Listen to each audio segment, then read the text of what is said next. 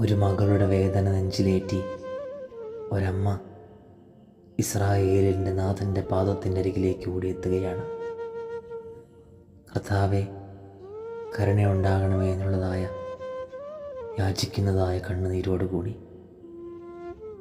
അവളുടെ മുമ്പിലേക്ക് പ്രതീക്ഷിക്കാത്ത തരത്തിലുള്ളതായ ആ പരീക്ഷയുടെ വാക്കെത്തുന്നു. മക്കൾക്കുള്ളതായ അപ്പമെടുത്ത് നായ്ക്കൾക്ക് കൊടുക്കുന്നത് യുക്തമല്ല. എന്നാൽ ആ അമ്മയുടെ വിശ്വാസം മരുഭൂമിയിലെ ഒരു ഉറവ പോലെ പറ്റാത്തതായിരുന്നു. വിനയത്തിൻ്റെ മൃദുലമായ സ്വരത്തിൽ മറുപടി പറയുന്നു, നാഥ, യജമാനൻ്റെ മേശയിൽ നിന്ന് വീഴുന്ന ചെറിയ കഷ്ണങ്ങൾ നായ്ക്കൾക്കും ലഭിക്കുന്നില്ലയോ?